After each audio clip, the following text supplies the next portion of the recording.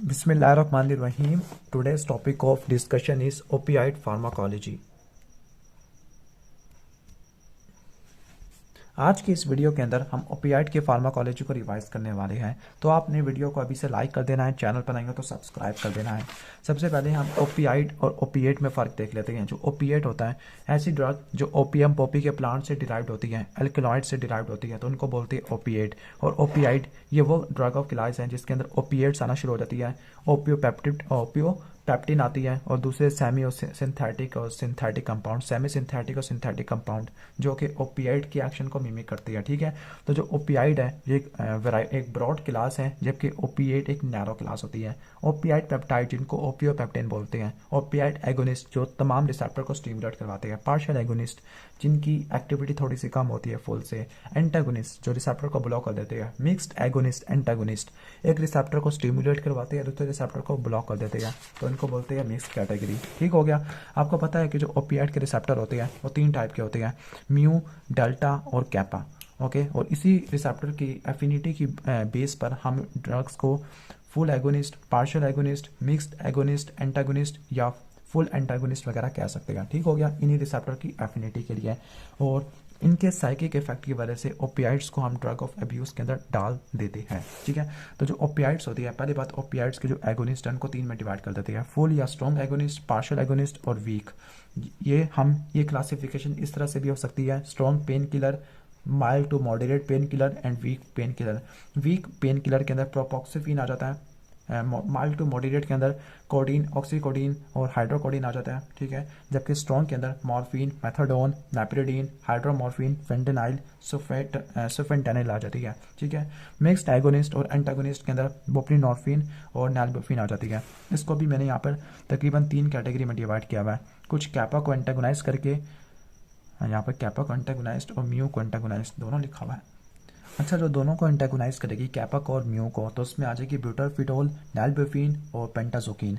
जबकि जो म्यू को स्टिमुलेट करवाएगी, कैपा को ब्लॉक करती है मिक्स्ड के अंदर, तो आ जाती है बुप्रेनॉर्फिन। ठीक है, जो म्यू को स्टिमुलेट करवाती है लेकिन सेरोटोनिन के रीअपटेक को इनहिबिट करना शुरू कर देती है, तो उसके अंदर आती है ट्रेमाडोल। ठीक है, ट्रेमाडोल को ब्लॉक कर देती है। जबकि जो म्यू एगोनिस्ट है लेकिन नॉरएपिनेफ्रिन की रीअपटेक को इनहिबिट कर देती है, तो उसमें आ जाती है टेपेंडाडोल। तो टेपेंडाडोल और ट्रेमाडोल में फ़र्क क्या होता है, ये नॉरएपिनेफ्रिन की रीअपटेक को ब्लॉक कर देती है और ये सेरोटोनिन की रीअपटेक को ब्लॉक कर देती है। ठीक है, जो बुप्रेनॉर्फिन होती है ये कैपा को एंटागोनाइज कर देती है, हालांकि तीनों की तीनों म्यू एगोनिस्ट वाली कैटेगरी के अंदर आ जाती है। ठीक है, ओके। जो नैल्बुफिन होती है ये कैपा को एंटागोनाइज कर देती है, म्यू को नहीं, कैपा को एगोनिस्ट और म्यू को एंटागोनाइज कर देती है। तो थोड़ी सी मिस्टेक्स हो रही है, तो उसके लिए माजरत, मैं वीडियो को एडिट कर भी नहीं सकता क्योंकि मेरे पास टाइम का फुकदान है। ओके, अब इनकी क्लासिफिकेशन को देख लेते हैं। इनकी क्लासिफिकेशन की डिफरेंट बेसिस होती है। पहला spectrum of clinical uses, skin का स्पेक्ट्रम क्या होता है। अब ये वाली जो क्लासिफिकेशन है इस जगह पे दी हुई है। कुछ एनाल्जेसिक होती है, कुछ कफ को सप्रेस कर देती है, एंटीट्यूसिव होती है, कोडिंग डेक्स्ट्रोमेथॉर्फन, कुछ डायरिया को ट्रीट करती है, डाइफिनॉक्सिलेट, लोपरामाइड, कुछ पल्मोनरी एडीमा को ट्रीट करती है, मॉर्फिन, कुछ एनेस्थीसिया के अंदर इस्तेमाल होती है। स्पेसिफिकली कौन सा एनेस्थीसिया, जो जनरल एनेस्थीसिया होता है। कुछ ओपीआई डिपेंडेंस के अंदर इस्तेमाल होती है। तो इनके क्लिनिकल यूजेस की बेस पर इनकी क्लासिफिकेशन होती है। कुछ की क्लासिफिकेशन होती है on the basis of the strength of analgesia. तो इसको 3 कैटेगरी में डिवाइड कर देते हैं, strong, moderate and the weak. अब जो स्ट्रॉन्ग वाली होती है, अब यहाँ पर लिखा हुआ है स्ट्रॉन्ग वाली, तो स्ट्रॉन्ग वाली में मॉर्फिन, मैथाडोन, मैप्रिडीन, फेंटेनाइल, हाइड्रोमॉर्फिन, लिवोफेनोल, हीरोइन आ जाती है। जबकि मॉडरेट के अंदर कोडीन, हाइड्रोकोडीन, ऑक्सीकोडोन, जबकि वीक के अंदर प्रोपोक्सिफिन आ जाती है। ये था on the basis of the strength of analgesia. अब ये क्लासिफिकेशन इनकी पोटेंसी से इंडिपेंडेंट होती है। कुछ एगोनिस्ट जो स्ट्रॉन्ग एगोनिस्ट होते हैं वो अपनी पोटेंसी से वेरी करती है। ठीक हो गया, अभी वैसे याद करने वाली इतनी चीज़ है नहीं। लास्ट है ratio of agonist to antagonist activity. कुछ फुल एगोनिस्ट होते हैं, कुछ पार्शियल एगोनिस्ट होते हैं, कुछ रिसेप्टर ब्लॉकर्स होते हैं, कुछ मिक्स्ड एगोनिस्ट और एंटागोनिस्ट होते हैं। ओके, अब इनके फार्माकोकाइनेटिक में एब्जॉर्प्शन, डिस्ट्रीब्यूशन, मेटाबॉलिज्म, एलिमिनेशन आ जाती है। ओके, तो यहाँ पर लिखा कि ओरली देते होती है, लेकिन जो मॉर्फिन होती है, हाइड्रोमॉर्फिन होती है और ऑक्सीमॉर्फिन होती है, इनका फर्स्ट पास मेटाबॉलिज्म हो जाता है। इस केस के अंदर आप इनको पारेंटरली देते हो। वॉल्यूम ऑफ डिस्ट्रीब्यूशन काफ़ी ज़्यादा है, प्लेसेंटा को क्रॉस कर जाती है। अब हम सीधा इनके मैकेनिज्म ऑफ एक्शन की तरफ आते हैं। जो म्यू रिसेप्टर होते हैं, पहले इनके रिसेप्टर मैकेनिज्म को देख लेते हैं कि रिसेप्टर का मैकेनिज्म प्री साइनेप्टिक के लिए क्या होता है, पोस्ट साइनेप्टिक के लिए क्या होता है। प्री साइनेप्टिक के लिए कैपा, डेल्टा और म्यू तीनों पड़े होते हैं, लेकिन पोस्ट साइनेप्टिक के लिए सिर्फ म्यू पड़े होते हैं। ये वाले रिसेप्टर पोटेशियम की कंडक्टेंस को बढ़ा के IPSP करवा देते हैं, लेकिन जो प्री साइनेप्टिक होते हैं ये कैल्शियम के इन्फ्लक्स को प्रिवेंट करके ट्रांसमीटर की रिलीज को ब्लॉक कर देते हैं, ठीक है। प्री वाले प्राइमरी एफरेंट और पोस्ट वाले होते हैं स्पाइनल, पेन, सेंसरी पाथवे, ठीक हो गया, second order neuron, first order neuron वाला। ओके, अब इनके इंडिविजुअल एक्शन को भी देख लेते हैं। अब तमाम जो तीनों रिसेप्टर्स होती है ये एंटी नॉक्साइसेप्टिव होते हैं, एनाल्जेसिक मैकेनिज्म के अंदर आ जाते हैं। जो म्यू रिसेप्टर होता है रिस्पायरेटरी डिप्रेसिव एक्शन प्रोवाइड करता है। अगर आप यहाँ पे देखो, मैं यहाँ पे लिखा हुआ है, जो रिस्पायरेटरी डिप्रेसिव एक्शन है वो म्यू की वजह से होता है। ओके, जबकि म्यू और कैपा GIT के ट्रांजिट टाइम को कम कर देते हैं, एंटी डायरियल एजेंट है। जो कैपा वाला सीडेटिव एक्शन रखता होता है और जो टॉलरेंस होती है वो होती है इस डेल्टा की वजह से, ठीक है। ओके, और इसके अलावा चौथा रिसेप्टर भी लिखा हुआ है जो नॉक्सिसाइटिस स्टिमुलाई को मीडिएट करता है, उसका नाम है ऑरफेनिन ओपियाइड रिसेप्टर लाइक सब टाइप ORL1 रिसेप्टर, ठीक हो गया। इसको एक्टिवेट करवाने वाला एंडोजीनस पेप्टाइड नॉक्साइसेप्टिन होता है। ओपियाइड पेप्टाइड्स जो होते हैं उसके अंदर एग्जांपल आप नोट कर लो, बीटा एंडोर्फिन एंड कैफलिन एंड डाइनोर्फिन है, जो कि एनाल्जेसिक पाथवे में रिलीज होना शुरू हो जाती है और कोई काम की चीज़ नहीं है, ठीक है। अब इनके एक्यूट इफेक्ट को पढ़ने से पहले मैं आपको इनके कुछ क्लिनिकल यूजेस को बता देता हूँ। क्लिनिकल यूजेस पहला आ जाएगा एनाल्जेसिया, कि पेन को ट्रीट करने के लिए इस्तेमाल होना शुरू हो जाती है, कुछ एनेस्थीसिया के अंदर इस्तेमाल हो जाएगी, कुछ एनाल्जेसिया के तौर पर इस्तेमाल होना शुरू हो जाएंगे। स्ट्रॉन्ग, मॉडरेट और वीक का पहले आपको बता चुका हूँ, ठीक है, स्ट्रॉन्ग, मॉडरेट और वीक। अब यहाँ पे लिखा हुआ है एक्यूट सेटिंग। एक्यूट सेटिंग के केस में स्ट्रॉन्ग एगोनिस्ट को आप दोगे पारेंटिनली, ठीक है, पारेंटिनली।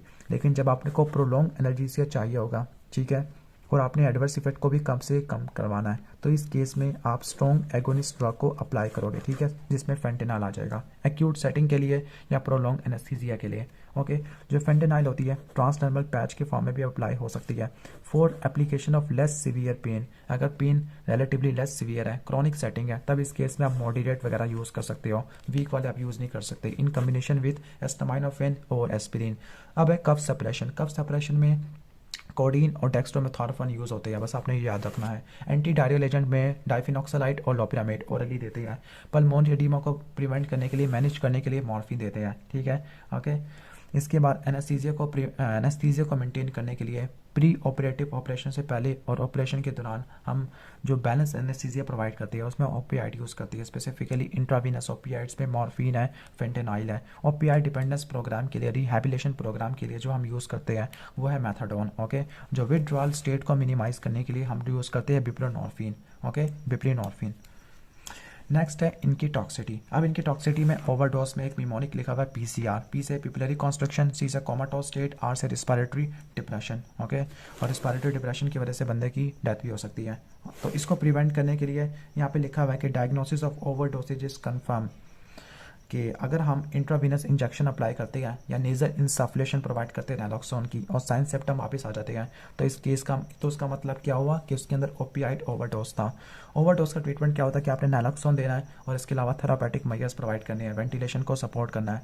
ड्रग इंटरेक्शन लिखा हुआ है कि अगर आप ओपियाइड को एथेनॉल के साथ, सीडेटिव हिप्नोटिक ड्रग के साथ, एनेस्थेटिक के साथ, एंटीसाइकोटिक के साथ, यानी जो CNS के अलग चैप्टर्स हैं उनके साथ मिला के दोगे तो फिर आपको एडिटिव CNS डिप्रेशन देखने को मिलेगा। अगर आप मेपेरिडीन को मोनोअमीन ऑक्सीडेज इनहिबिटर के साथ मिला के दोगे तो सिरोटिनिन सिंड्रोम हो जाएगा, हाइपरपायरेक्सिक कोमा हो सकता है। ओके, अगर मैपेरिडीन को मिला के दो मोनोअमीन ऑक्सीडेज इनहिबिटर के साथ तो हाइपरपायरेक्सिक कोमा हो जाएगा। अगर सिरोटिनिन के SSRI के साथ मिला के दोगे तो सिरोटिनिन सिंड्रोम हो जाएगा। ओके, बाकी ओपियाइड्स के इफेक्ट को याद करने के लिए जो निमोनिक होता है वो है बैड अमेरिकन, ठीक है। बैड अमेरिकन खुद पुट कर लेना किस तरह से होगा।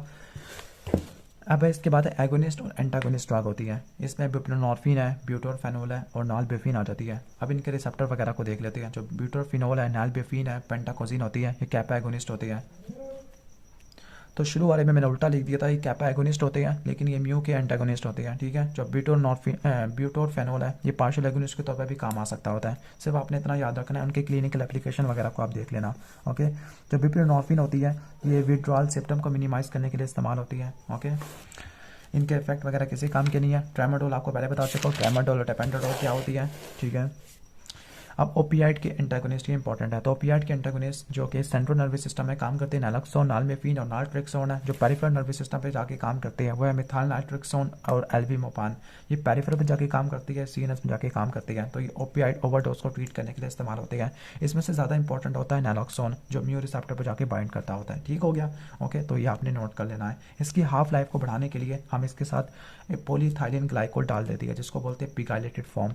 नैलक्सोन की पिगाइलेटेड फॉर्म को बोलते हैं नैलक्सोगोल, जो कि ओपियाइड की कॉन्स्टिपेशन को रिवर्स करने के लिए इस्तेमाल होता है। ठीक है, एक यहाँ पे एक और भी ओपियाइड लिखा हुआ है जिसका नाम है पैमोरा। ये peripherally acting opioid receptor mu receptor antagonist होता है पैमोरा।